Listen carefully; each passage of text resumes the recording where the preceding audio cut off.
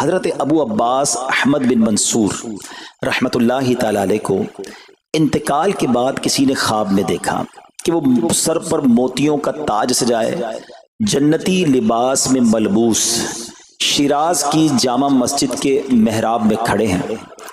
خواب دیکھنے والے نے عرض کی ما فعل اللہ بکا، یعنی اللہ پاک نے آپ کے ساتھ کیا معاملہ فرمایا؟ تو فرمایا کہ میں کثرت سے درود شریف پڑھا کرتا تھا، یہی عمل کام آ گیا، اللہ پاک نے میری مغفرت فرما دی اور مجھے تاج پہنا کر جنت میں داخل کر دیا۔ کیا بات ہے درود پاک کی! آپ یقین کریں، اگر میں آپ سے یہ کہوں کہ زندگی میں ایک مسلمان ہونے کی حیثیت سے اگر آپ اپنی خواہشات، اپنی ڈیزائرز کیا کیا ہیں لکھیں ذرا، کہ مجھے دنیا میں کیا چاہیے، مجھے مرتے وقت کیا چاہیے، قبر میں کیا چاہیے، مرنے کے بعد محشر کے دن میں کیا چاہتا ہوں، کبھی اکیلے بیٹھے نہ تو لکھیے گا، ٹھیک ہے؟ اور اب میں آپ کو بہت ساری حدیثوں کا کچھ نچوڑ پیش کرنے جا رہا ہوں، سنتے جائیے اور سبحان اللہ بھی کہتے جائیے۔ اگر آپ روزی میں برکت چاہتے ہیں تو درود پاک پڑھیے، اگر آپ بیماری سے شفا چاہتے ہیں تو درود پاک پڑھیے، اگر آپ ذلت و رسوائی سے بچنا چاہتے ہیں تو درود پاک پڑھیے، اگر آپ عزت میں اضافہ چاہتے ہیں تو درود پاک پڑھیے، آپ مصیبتوں اور پریشانیوں سے بچنا چاہتے ہیں تو درود پاک پڑھیے، مرتے وقت کلمہ پڑھنا چاہتے ہیں تو درود پاک پڑھیے، مرتے وقت آقا کا دیدار کرنا چاہتے ہیں تو درود پاک پڑھیے، آپ یہ چاہتے ہیں کہ آقا اپنے مبارک ہاتھوں سے قبر میں اتاریں تو درود پاک پڑھیے، اپنی قبر کو نور مصطفیٰ سے جگمگانا چاہتے ہیں تو درود پاک پڑھیے، قیامت کے دن نبی پاک کے پرچم تلے اٹھنا چاہتے ہیں تو درود پاک پڑھیے، آقا کے ہاتھوں جام کوثر پینا چاہتے ہیں تو درود پاک پڑھیے، اور سنیے آقا کے ساتھ جنت میں جانا چاہتے ہیں تو درود پاک پڑھیے، مدینے جانا چاہتے ہیں، بار بار جانا چاہتے ہیں تو درود پاک پڑھیے، اور زندگی میں دیدار مصطفیٰ کرنا چاہتے ہیں تو درود پاک پڑھیے۔ کچھ باقی رہ گیا؟ اللہ اکبر یا رسول اللہ، مجھے بتائیے اور کچھ باقی رہ گیا ہے؟ ایک مسلمان ہونے کی حیثیت سے what ever I need in دنیا اور ان ہیئر آفٹر، دنیا اور آخرت میں جو کچھ چاہیے، روزی برکت والی، زندگی عزت والی، پریشانیاں دور ہو جائیں، بیماریاں دور ہو جائیں، ذلت اور رسوائی سے بچا رہوں، ایمان والی موت ملے، جب تک زندہ رہوں مدینے آتا جاتا رہوں، آقا کی دید کرتا رہوں، آقا جنت میں ساتھ لے جائیں۔ اب کچھ باقی بچتا ہے؟ اب یقین کریں میں نے اپنی طرف سے نہیں بتایا، یہ جن کا کچھ مطالعہ ہے تو ان کو یاد آ رہا ہوگا کہ اس ہر جملے کے پیچھے کوئی نہ کوئی ایک روایت یا کوئی نہ کوئی حدیث موجود ہے، یعنی یہ سارے انعامات دنیا کے، قبر کے، حشر کے، یہ سارے انعامات نبی پاک نے درود پاک کی فضیلت میں بیان فرما دیے ہیں۔ یہ ایسے ہی شاعر نے نہیں کہا کہ ہر درد کی دوا ہے، صلی علی محمد، تعویذ ہر بلا ہے، صلی علی محمد صلی اللہ علیہ وسلم۔ پھر کیوں نہیں پڑھتے؟ یعنی اتنے سارے مسئلے حل ہو جائیں ایک ہی وظیفے سے۔ لوگ پوچھتے رہتے ہیں کہ وظیفہ بتا دیں، روزی میں برکت کا بتا دیں، پریشانی دور ہو جائے بتا دیں، مدینے کا کوئی وظیفہ بتا دیں، اور یہ سارے وظیفے درود پاک میں چھپے ہوئے ہیں۔ پکڑ لو نا درود پاک، پھر دیکھیں اس کی کیسی برکتیں آپ زندگی میں دیکھیں گے، آپ کا چہرہ شاش بشاش ہو جائے گا، آپ کی طبیعت فریش ہو جائے گی، آپ کو مزے کو مزہ آ جائے گا۔ بس درود پاک کی کثرت پڑھتے رہا کریں، پڑھتے رہا کریں، انشاءاللہ برکتیں ہی برکتیں۔ میں بھی نیت کروں، آپ بھی نیت کریں۔ ایک اور خوبصورت بات بتاؤں، جو بڑی خوبصورت آیت ہے، میں سمجھتا ہوں شاید دنیا بھر کے عاشقان رسول کو یہ کم از کم آیت تو سب کو یاد ہوگی۔ کون سی آیت؟ ان اللہ وملائکتہ یصلون علی النبی یا ایھا الذین آمنوا صلوا علیہ وسلموا تسلیما۔ مل کر درود پاک، اللہم صلی علی سیدنا و مولانا محمد طب القلوب ودوائها وعافیت الابدان وشفائها ونور الابصار وضیائها وعلی آلہ وصحبہ وبارک وسلم۔ اب یہ جو آیت درود ہے نا، شعبان کے مہینے میں نازل ہوئی ہے، تو چلو نیت کر لیں انشاءاللہ اب سے روزانہ کثرت سے درود پاک پڑھیں گے انشاءاللہ۔ آئیے مل کر محبت کے ساتھ ایک بار پھر درود پاک، صلو علی الحبیب صلی اللہ تعالی علی محمد صلی اللہ علیہ وسلم۔ مشہور صحابی حضرت ابو ہریرہ رضی اللہ تعالیٰ عنہ فرماتے ہیں کہ ایک مرتبہ میں رسول اکرم نور مجسم صلی اللہ تعالی علیہ وآلہ وسلم کی اقتداء میں نماز عشاء پڑھ کر واپس جا رہا تھا۔ میں نے دیکھا کہ ایک عورت اپنے آپ کو پوری طرح ڈھانپ کر سڑک کے ایک کنارے پر کھڑی ہے اور اس نے مجھے پکارا کہ اے ابو ہریرہ ذرا میری بات سنو. آپ کہتے ہیں میں قریب گیا, میں خلاصہ عرض کر رہا ہوں. تو اس عورت نے کہا کہ مجھ سے بہت بڑا گناہ ہو گیا ہے, کیا میری توبہ قبول ہوگی؟ حضرت ابو ہریرہ نے اس سے سوال کیا کہ کیا گناہ ہو گیا. اس نے گناہ کی تفصیل بتائی, کافی بڑا گناہ تھا. آپ نے کہا کہ تو ہلاک ہو گئی اور تو نے دوسروں کو بھی ہلاکت میں ڈال دیا, اتنا بڑا گناہ کیا, اب تم توبہ کی امید رکھتی ہو؟ اللہ پاک کی قسم تیری توبہ قبول نہیں ہوگی. جب آپ نے یہ کہا تو وہ عورت خوف خدا سے کانپنے لگی اور اتنا زور سے کانپی کہ کانپتے کانپتے وہ بے ہوش ہو گئی. آپ نبی پاک کی بارگاہ میں آ گئے. اب آپ کو خیال آیا کہ یار میں نے اس کو کہہ تو دیا, مگر میں نے اللہ کے نبی صلی اللہ تعالی علیہ وسلم سے مشورہ تو نہیں کیا, پیارے آقا سے پوچھا تو نہیں. اب آپ نبی پاک علیہ السلام کی بارگاہ میں آئے اور آقا سے عرض کی کہ حضور ایسا ایسا ہوا اور ایک عورت مجھے ملی اور اس نے مجھے اپنا گناہ بتایا. میں نے کہا اتنا بڑا گناہ, اب تیری توبہ قبول نہیں ہوگی. اللہ اکبر. جب نبی رحمت شفیع امت صلی اللہ تعالی علیہ وسلم نے یہ بات سنی تو فرمایا انا للہ و انا الیہ راجعون. اے ابو ہریرہ تو خود بھی ہلاک ہوا اور تم اس عورت کو بھی ہلاکت میں ڈالا, کیا تمہیں اللہ پاک کا یہ فرمان یاد نہیں؟ پھر نبی پاک علیہ السلام نے قرآن مجید فرقان حمید کی یہ آیت تلاوت کی. ذرا غور سے تلاوت سنیے گا. اللہ کریم ارشاد فرماتا ہے بسم اللہ الرحمن الرحیم الا من تاب وآمن وعمل عملا صالحا فأولئك يبدل الله سيئاتهم حسنات وكان الله غفورا رحيما. ترجمہ کنز العرفان. مگر جو توبہ کرے اور ایمان لائے اور اچھا کام کرے تو ایسوں کی برائیوں کو اللہ نیکیوں سے بدل دے گا اور اللہ بخشنے والا مہربان ہے. حضرت ابو ہریرہ نے جب یہ آیت کریمہ سنی اور پیارے آقا علیہ السلام کا یہ فرمان سنا تو آپ کو احساس ہوا کہ میں نے غلط مسئلہ بیان کر دیا ہے. آپ پر یہ احساس اتنا غالب ہو گیا کہ آپ مدینہ منورہ کی اب گلیوں میں آواز لگانے لگے. ایک عورت نے مجھ سے رات ایک مسئلہ پوچھا تھا, کوئی بتا سکتا ہے وہ عورت کون ہے؟ آپ سارا دن مدینے کی گلیوں میں آواز لگاتے رہے, مجھے اس عورت کا پتہ بتاؤ جس نے مجھ سے مسئلہ پوچھا تھا. اب رات ہوئی تو وہ عورت آپ کو کل والی جگہ پر پھر کھڑی مل گئی. آپ فوراً اس عورت کے پاس پہنچے, اسے نبی پاک کا فرمان سنایا اور کہا تمہیں مبارک ہو, اگر تم توبہ کرو گی تو اللہ تمہاری توبہ قبول فرما لے گا. اب یہ عورت اتنی خوش ہوئی کہ مارے خوشی کے کہتی ہے کہ میرا ایک باغ ہے, میں نے اپنے گناہ کے کفارے میں وہ باغ راہ خدا میں صدقہ کر رہی ہوں. یہ پورا باغ ہے ابو ہریرہ, میں اللہ کی راہ میں صدقہ کرتی ہوں. اللہ اکبر.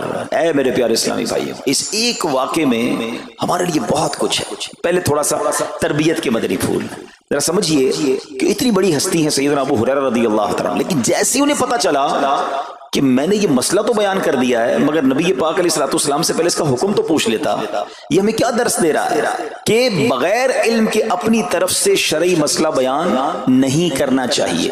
جو بغیر علم کے دینی مسئلے بتاتا ہے وہ خود بھی ہلاک ہوتا ہے اور دوسروں کو بھی ہلاکت میں ڈالتا ہے. ہاں میں بتاتا ہوں نا اس کا مسئلے کا حل کیا, حالانکہ خود کہیں پڑھا نہیں ہوتا.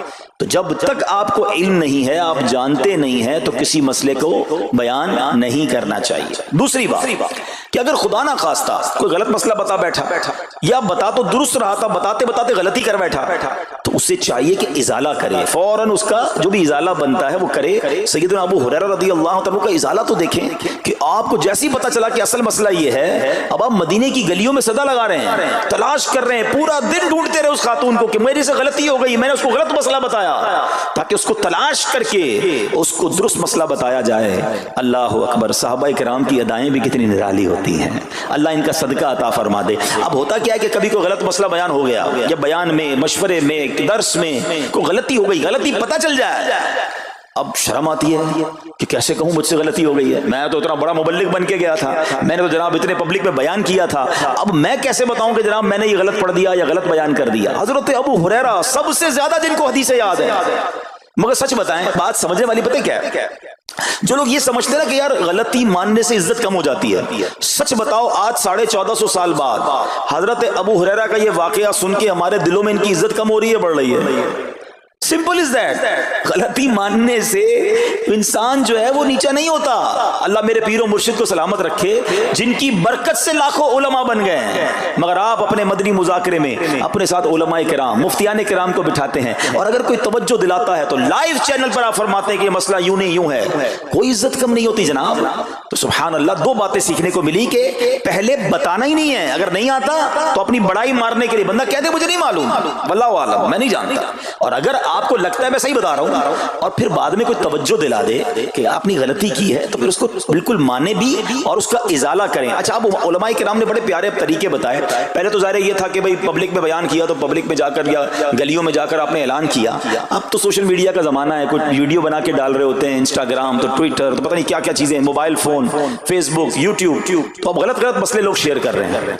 एक ये बड़ा मसला पता है क्या हो गया, हमारे मोबाइल पे जैसे ही कोई वीडियो क्लिप आया, किसी का भी आया, या कोई पोस्ट आ गई, कोई फजीलत ही आ गई, ना चेक करना है ना कुछ करना है, उसको फौरन फॉरवर्ड कर देना है। हालांकि उसमें बाज़ औक़ात गलत मसले होते हैं, बाज़ औक़ात गलत हदीसें होती हैं, हमें पता ही नहीं होता, हम समझते हैं आगे शेयर कर दें। अच्छा, शेयर करने वालों का भी बड़ा मसला है। अगर कोई वजीफा, कोई नफल, कोई भी चीज़ है, खुद पढ़नी नहीं है, आगे 100 लोगों को भेज देनी है, पहले खुद तो पढ़ो। अच्छा, खुद भी पढ़ने से पहले कहाँ चेक करवाया? तो प्लीज, ये शरीयत के मामलात हैं, इसमें बड़ी गलती हो सकती है। तो अगर आपको कोई भी चीज शेयर करनी है तो बेस्ट ऑप्शन ये है कि दावत-ए-इस्लामी.net, ये दावत इस्लामी की वेबसाइट है, उस पर एक गैलरी का ऑप्शन है, आप वहां जाइए, वो मुफ्तियाने किराम से चेक हुई पोस्टें पड़ी हुई हैं, आप वहां से पोस्ट उठाएं, उसको शेयर कर दें, बिंदास करें, कोई टेंशन नहीं है, क्योंकि वो उलमा ने चेक की हुई है। मगर हर आने वाली पोस्ट, हर आने वाली वीडियो को आगे बढ़ा देना, तो मशवरा यही है कि ये बड़ा सख्त मामला है, क्योंकि याद रखिए कुरान मजीद फुरकान हमीद में अल्लाह ताला इरशाद फरमाता है, वमन अज़लमु मिम्मन इफ्तरा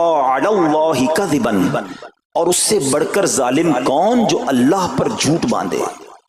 अच्छा, इसके बारे में उलमा फरमाते हैं कि अल्लाह पर झूठ बांधने वाला सबसे बड़ा जालिम है। जब हम किसी को दीनी मसला बताते तो उसका मतलब क्या होता है कि अल्लाह ने फरमाया या अल्लाह के हबीब अलैहिस्सलाम ने फरमाया। इसका मतलब अगर ऐसा नहीं है तो ये अल्लाह पर झूठ बांधना हो गया ना। हमने तो कहा मुझे तो पता नहीं था, किसी ने पोस्ट भेजी थी, किसी ने बताया था, अच्छा मैंने कहीं सुना था।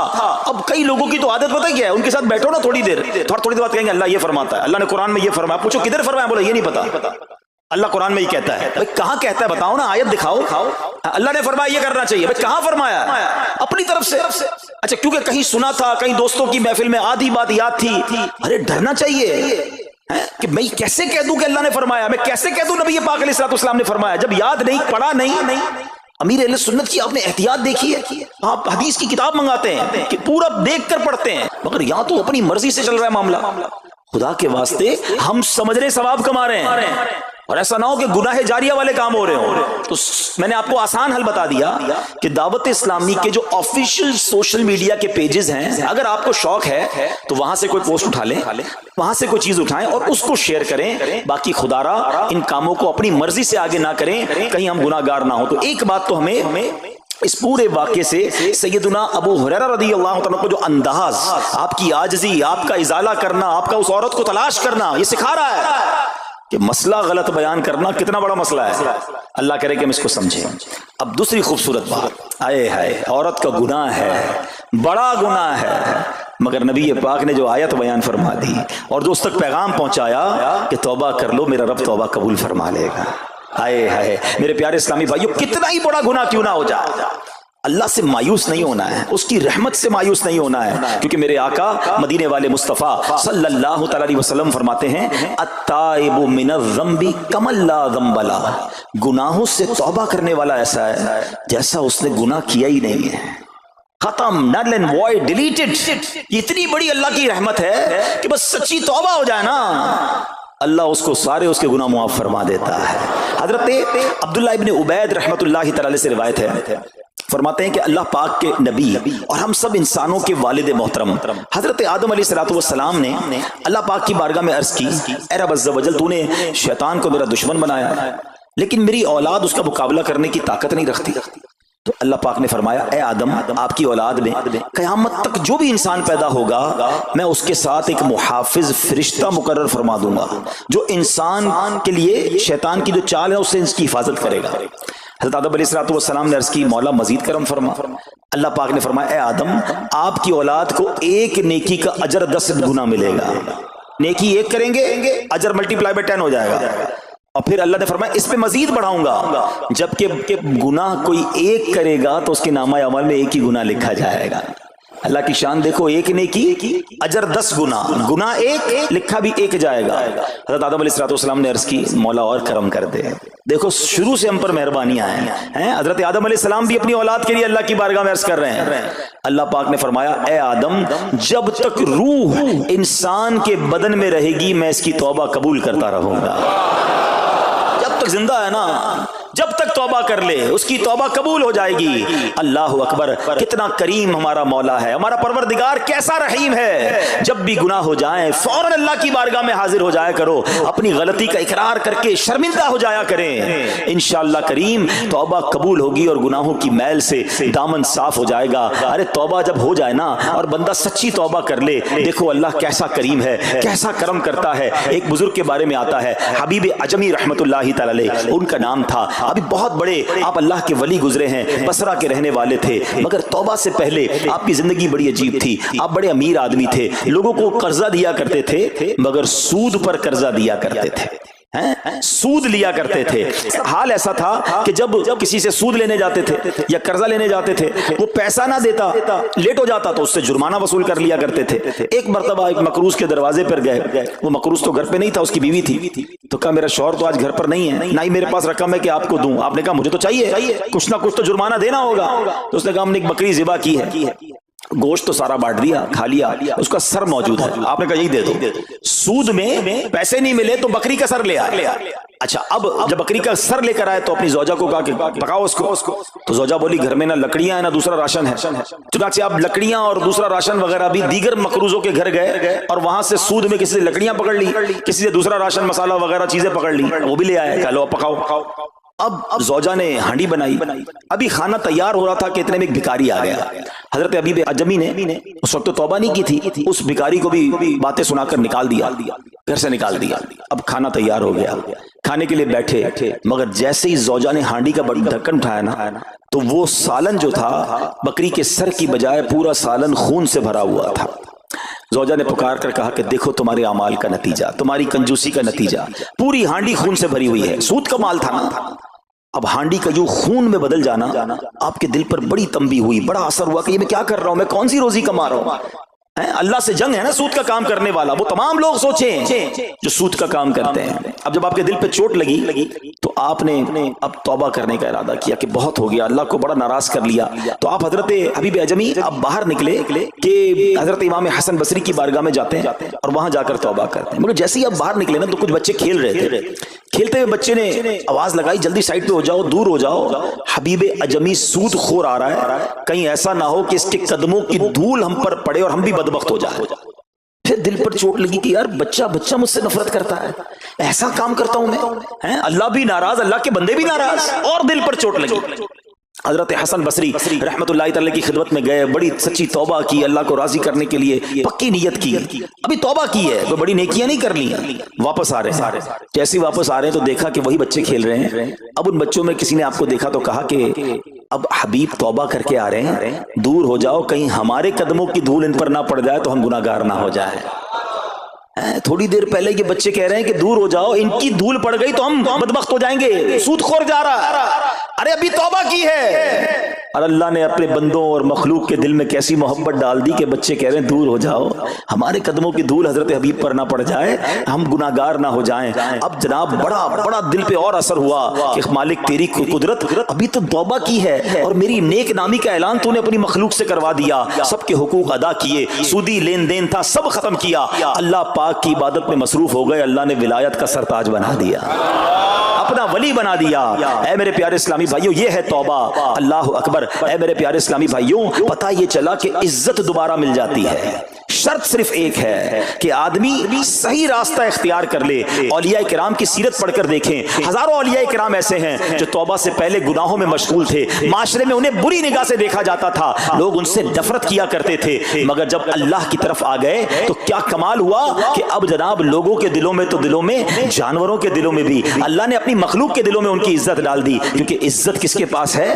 رب کے پاس ہے۔ دلوں کا اختیار کس کے پاس ہے؟ وہ رب کے پاس ہے۔ آسمان ولایت کا ایک اور چمکتا ستارہ حضرت فضیل بن عیاض رحمت اللہ تعالی علیہ توبہ سے پہلے ڈاکو تھے، جی ہاں، آپ کتنا بڑا نام ہے ولیوں میں، مگر آپ ایک ڈاکو تھے. اور یہ کوئی کہانی نہیں، واقعی حقیقت ہے کہ رات کو جب بچہ سوتا نہیں تھا تو مائیں کہا کرتی تھیں بیٹا سو جاؤ ورنہ فضیل ڈاکو آ جائے گا.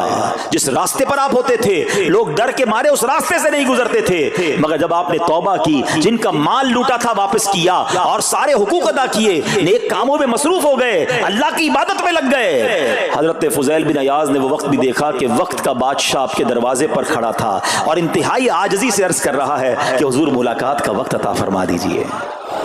اللہ کی راہ پہ جو چل پڑے، سچی توبہ کر لے، اللہ پھر کیسی عزت عطا فرماتا ہے. حضرت بشر حافی کا واقعہ آپ کو یاد ہوگا. آپ توبہ سے پہلے شرابی تھے، شراب کے نشے میں دھت رہا کرتے تھے. بڑا خوبصورت واقعہ ہے کہ اللہ کے نام کی جب آپ نے تعظیم کی اور آپ کو یہ پیغام ملا کہ اے بشر تم نے ہمارے نام کو بلند کیا، ہم تمہارے نام کو بلند کریں گے. آپ نے توبہ کی، عبادت میں لگ گئے. اللہ تعالیٰ کی معرفت کا عالم یہ تھا کہ آپ ننگے پیر رہا کرتے تھے. حافی کہتے ننگے پیر رہنے والوں کو اب جب آپ ننگے پیر گلیوں میں گھوما کرتے تو اس شہر کے جانور راستے پر نجاست نہیں کرتے تھے. کیوں نہیں کرتے تھے؟ کہ حضرت بشر ننگے پاؤں رہتے ہیں، کہیں ان کے پیر گندے نہ ہو جائیں. ارے وہ شخص جو توبہ سے پہلے شرابی ہے اب جانور بھی ادب کر رہے ہیں. بلکہ عالم یہ تھا کہ ایک چرواہے کے ایک جانور نے راستے پر گندگی کر دی تو اس نے کہا ہو نہ ہو لگتا ہے حضرت بشر کا انتقال ہو گیا ہے. جب معلوم کیا تو پتا چلا کہ ہاں حضرت بشر حافی کا انتقال ہو گیا. اللہ اکبر! گویا اللہ نے جانوروں کے دلوں کے اندر بھی ان کی عزت ڈال دی، کیونکہ انہوں نے رب کی بارگاہ میں سر جھکایا. انہوں نے دنیا والوں کی پرواہ نہ کی،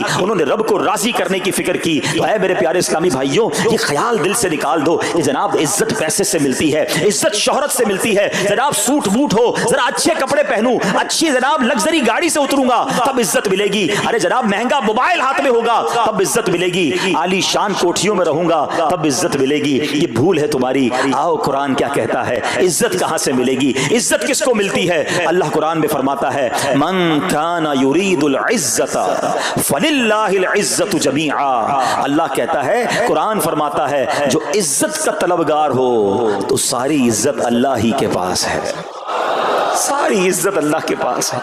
وَتُعِزُّ مَن تَشَاءُ وَتُذِلُّ مَن تَشَاءُ بِيَدِكَ الْخَيْرُ. خدا کی قسم دنیا کی ساری دولت کسی کے پاس ہو، اس کے کروڑوں فالوورز ہوں، لوگ کہتے ہیں سوشل میڈیا پہ فالوور ہونے